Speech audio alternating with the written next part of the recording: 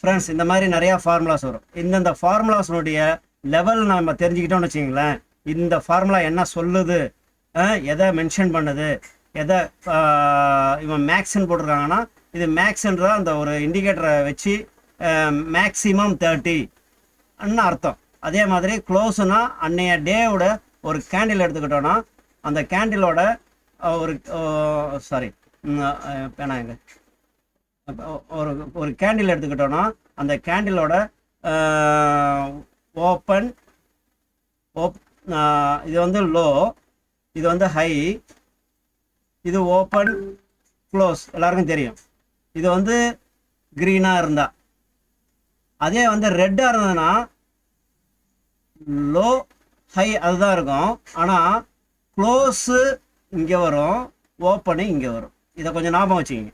இதை ஞாபகம் வச்சுக்கிட்டிங்கன்னா நீங்கள் ஃபார்முலா போகிறதுக்கு உங்களுக்கு ஈஸியாக இருக்கும். அதனால் சொன்னேன், இது நிறையா பேருக்கு தெரியும், இருந்தாலும் ஒரு சின்ன ஞாபகப்படுத்துது. இங்கே பாருங்கள், இதில் பெருக்கல் குறி இருக்குது, ஆன் ஆஃப் பட்டன் இருக்குது. இந்த ப்ளூ கலர் இருக்கு இல்லையா, இது வந்து ஒரு இதை வந்து காப்பி பண்ணலாம். இந்தாண்டா இருக்கிறதும் அதே மாதிரி இதை வந்து கிளிப் போர்டில் காப்பி பண்ணிவிட்டு நம்ம புதுசாக இதே மாதிரி இன்னொரு இதை சார்ட்டிங்கை ஓப்பன் பண்ணி அந்த இடத்துல போயிட்டு புதுசாகவே நம்ம சார்ட்டிங்கில் அந்த ஃபார்முலாவை பேஸ்ட் பண்ணிக்கலாம் உங்கள் பேருக்கோசரம், உங்கள் பேர்லேயே. அப்போது நல்ல ஃபார்முலா இருந்ததுன்னா நீங்கள் அதை காப்பி பண்ணி பேஸ்ட் பண்ணி நீங்கள் டெஸ்ட் பண்ணி பார்க்குறதுல தப்பே கிடைக்கும். பாருங்கள், அங்கேருந்து காப்பி பண்ணிட்டேன், இந்த ப்ளூவில் கொண்டு வந்து பேஸ்ட்டு காப்பீடு வருங்க, ஃபில்டர் குரூப்ஸ்னு வருதா, இப்போ காப்பி பண்ணிட்டேன். இப்போ இந்த ஃபார்முலா நல்ல ஃபார்முலாவாக இருந்ததுன்னா நீங்கள் காப்பி பண்ணி நீங்கள் யூஸ் பண்ணிங்களே இருக்கலாம். இதுவும் ஒரு விதத்தில் உங்களுக்கு ஹெல்ப்பாக இருக்கும். இப்போ நம்ம என்ன பார்க்க போகிறோன்னா, இப்போ நம்ம என்ன பார்க்க போகிறோன்னா லெஃப்ட் ஷோல்டர் ஹை இருக்கக்கூடிய ஸ்டாக்ஸை எப்படி எடுக்க போகிறோம், அதுக்கு சின்ன ஃபார்முலா. இதில் வந்து ஸ்டாக் ப்ராசஸ் ஆல் நம்ம ஏற்கனவே பேசிக்லாம் பார்த்துட்டோம். இப்போ ஃபார்முலா உள்ள போயிருக்கோம். கேஷ் செக்மெண்ட்டில் நம்ம பார்க்குறோம். இந்த செக்மெண்ட்டை வந்து வேணால் மாற்றிக்கலாம். எத்தனை செக்மெண்ட் இருக்குன்னா இதில் bank Nifty, ETF, future, gold ETF, indices, mid cap இப்படி இருக்குது. இந்த வாட்ச் லிஸ்ட்டுன்னு இருக்குது பாருங்கள், இது வந்து ஒரு நல்ல ஹெல்ப்பான ஒரு விஷயம். இந்த இடத்துல வந்து நீங்கள் எதனா ஒரு ஸ்கேனரை வந்து ஸ்கேன் பண்ணி ஒரு குறிப்பிட்ட ஸ்டாக்ஸை எடுத்துகிட்டு அந்த ஒரு 50 ஸ்டாக்ஸை வந்து இந்த வாட்ச் லிஸ்ட்டில் போட்டுட்டு நீங்கள் இது வந்து மார்க்கெட் கேபிட்டலேஷன் நல்லா இருக்கிற கம்பெனி மட்டும் எடுத்து கொடுன்னா ஒரு 5 தான் எடுத்து கொடுக்கும். அது ரொம்ப நல்லா உபயோகமாக இருக்கும், அதை யூஸ் பண்ணி பார்க்கலாம். இப்போது நம்ம வந்து ஆர்எஸ்ஐயை வச்சே பார்க்க போகிறோம். ஆர்எஸ்ஐ இதில் வந்து நீங்கள் டைப் பண்ணிங்களாவே ஆர்எஸ்ஐ வந்துடும். ஆர்எஸ்ஐ டெய்லி 14 வச்சுருக்கிறேன், டெய்லி 14. ஆர்எஸ்ஐ 40 வந்து கிரேட்டர் தான் வைக்கிறேன், கிரேட்டர் தான் 60 நம்பர் கொடுத்துட்டு 16 கொடுக்குறோம். ஏன் 16 கொடுக்குறோன்னா நமக்கு லெஃப்ட் ஷோல்டர் ஹை வேணும். அதாவது இடது பக்கம் அதிகமாக மேலே போய்கிட்டு இருக்கிற ஹையர் ஹை வச்சு போயிட்டு இருக்கிற கம்பெனிஸ் எடுக்கணும். அப்போது ஆர்எஸ்ஐ எப்படி இருக்கும்னு அவங்களுக்கு ஏற்கனவே சொல்லியிருக்கேன்னு நினைக்கிறேன், இருந்தாலும் ஒரு தடவை சொல்லிடுறேன். RSI relative strength of index. அது எப்படின்னா ஃபஸ்ட்டு 3 கோடு போட்டுங்க, மொத்தம் இதில் 5 கோடு வரும். அதில் இந்த சென்டர் வந்து 50, கீழே வந்து 20, மேலே வந்து 70. இதை சிலர் இந்த இடத்த வந்து 30 கூட வைப்பாங்க, நிறைய பேர் 30 வைப்பாங்க. Old calculation 20. இப்போ 30, 50, 70 இந்த கால்குலேஷன்லேயே இன்னொரு லைனு வரும், இப்படி ஒரு லைனு, இப்படி ஒரு லைன். இதை தான் நம்ம கணக்கு பண்ணுறோம். ஒரு ஸ்டாக் இப்படி மேலேயே போகுதுன்னா இந்த 50யை கட் பண்ணி 55க்கு மேலே போயிடும். அதே ஒரு ஸ்டாக் கீழே வருதுன்னா இந்த 50யை கட் பண்ணி கீழே வந்துக்கினே இருக்கும். அப்போது அதை மென்ஷன் பண்ணால் எபோவ் 50 போடுறோம், அப்படியே கீழே வருதுன்னா பிலோ, அதாவது பிலோ 30 போடுறோம், இல்லை பிலோ 50, 45 இப்படி போடுறோம்.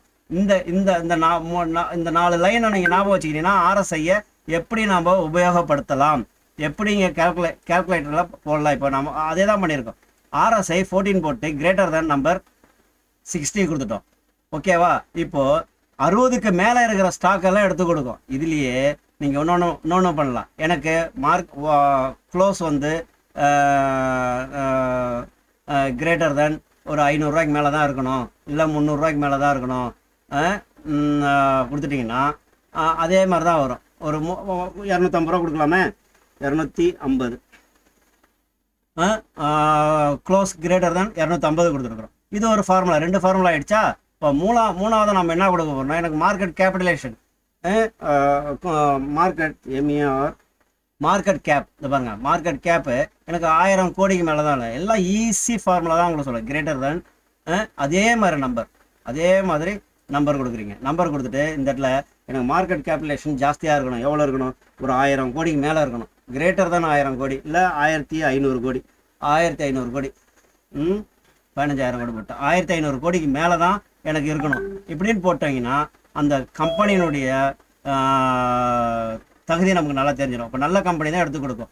அப்போது இப்போ இதை நம்ம செக் பண்ணி போகிறோம். இதை லெஃப்ட் ஷோல்டர் ஹை கரெக்டாக இருக்குதா என்றதை நம்ம செக் பண்ணி பார்க்க போகிறோம். இப்போ ரன் ஸ்கேன் கொடுக்க போகிறோம். இப்போ பாருங்கள், இங்கே 0வாக இருக்குது, ஒரு ஸ்டாக்கில் ரன் ஸ்கேன் கொடுக்குறேன். ரன் ஆகுது, ரன்னிங் ஸ்கேனிங் நடக்குது. எத்தனை ஸ்டாக்ஸ் எடுத்து கொடுக்குதுன்னு பார்த்துருப்போம். வெறும் 264 ஸ்டாக்ஸ் எடுத்து கொடுத்துருக்குது. இந்த 264 ஸ்டாக்ஸும் கரெக்டாக இருக்குதா, லெஃப்ட் ஷோல்டர் ஹை தானான்றதை நம்ம செக் பண்ணி பார்க்க போகிறோம். அதுலேயே இந்த ப்ரைஸை நம்ம இன்க்ரீஸ் பண்ணி டிக்ரீஸ் பண்ணி பார்த்துக்கலாம். வால்யூமை அதிகப்படுத்தி பார்க்கலாம். 924 வருது. அதாவது இதை வந்து அசெண்டிங் டிசெண்டிங் சொல்லுவாங்க இல்லையா, சின்ன நம்பர் பெரிய நம்பரை மாற்றி பார்க்குறது. இப்போ அதிக வால்யூம் இருக்கிறது காட்டும், அதே மாதிரி அதிக ப்ரைஸ் இருக்கிறத காட்டும், சின்ன ப்ரைஸ் இருக்கிறத காட்டும். ஏன்னா நம்ம என்ன கொடுத்துருக்குறோம், 250 ரூபாய்க்கு மேலே தானே கொடுத்துருக்குறோம். அப்போது 250 ரூபாய்க்கு மேலே இருக்கிற ஸ்டாக்ஸ் மட்டும்தான் வரும். அதுக்கு கீழே இருக்கிற ஸ்டாக்ஸு இதில் வந்தே இருக்காது. நீங்கள் பாருங்கள், 250 ரூபா தான் வந்திருக்கு பாருங்கள் ப்ரைஸு. அதுக்கு மேலே வந்திருக்குமே வழியா அதுக்கு கீழே வந்திருக்காது. அதேமாதிரி இந்த பெர்சன்டேஜும் நம்ம மைனஸில் இருக்கா ப்ளஸில் இருக்கா பாசிட்டிவாக இருக்கிறத பார்க்கலாம். பார்த்தோன்னா நமக்கு அசெண்டிங்கில் இருக்கா டிசெண்டிங்கில் இருக்கான்னு ஈஸியாக கண்டுபிடிக்கலாம். இதில் லெஃப்ட் ஷோல்டர் ஹை தானே நம்ம போட்ட இந்த ஃபார்முலா ஒர்க் பண்ணதா இல்லை நம்ம பார்க்கணும்ல. அப்போது ட்ரேடிங் வியூவில் போயிட்டு இதே ஸ்டாக்ஸை நேம் அடித்து பாருங்கள். ஒரிசா மைனை இதில் அடிக்கிறோம்.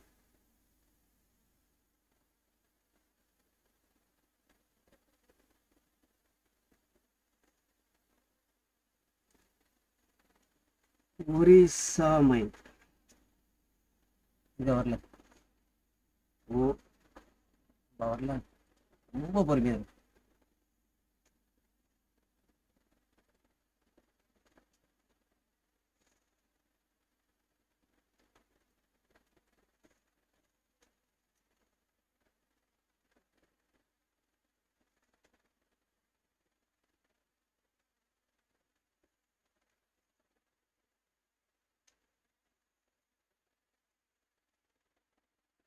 நிறையா சுற்றுது இன்னைக்கு, 8 ப்ராப்ளம் நினைக்கிறேன்.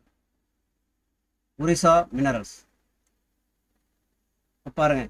இதை வந்து எப்போ பார்க்குறதா இருந்தாலும் வீக்லியில் பாருங்கள், வீக்லி மந்த்லியில் பாருங்கள். ஃபஸ்ட்டு பார்க்கும்போது லெஃப்ட் ஷோல்டர் ஹைஸ் சூப்பராக தெரியும். பாருங்கள், மேலே மேலே மேலே மேலே போயினே இருந்திருக்கான் பாருங்கள். இங்கேருந்து அப்படியே மேலே போய் மேலேயே சஸ்டெயின் ஆகிருக்கான் பாருங்கள். மந்த்லியில் பார்க்குறீங்க, இப்போது வீக்லியில் பார்க்குறீங்க. அதே மாதிரி வீக்லிலையும் அப்படியே மேலே போயிட்டுருக்குறோம். அப்படியே டெய்லிலையும் பார்க்குறீங்க. டெய்லிலையும் பார்க்கும்போது அப்படியே எப்போதுமே ஹையர் ஹை தான் வச்சு போயிருக்காங்க, லோயர் லோ லேஸாக தான் வச்சுருக்காங்க. இந்த மாதிரி நம்ம ஸ்டாக்ஸை பிரித்து ஐடென்டிஃபிகேஷன் பார்க்குறோம். இதே மாதிரி அடுத்த ஸ்டாக்ஸ் பார்க்கலாம். அடுத்தது தைரோக்கர் THIR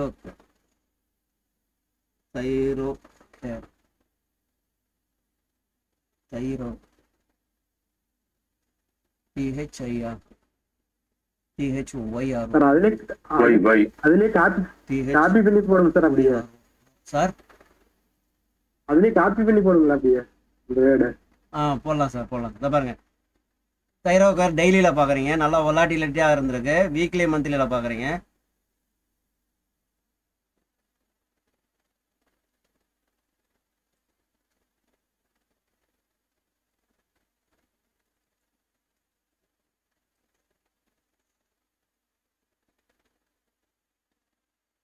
நம்மளுக்கு ஒரு ஹையர் ஹை ஃபார்மேஷன் நல்லா கொடுத்துருக்காங்க பாருங்கள், லெஃப்ட் ஷோல்டர்.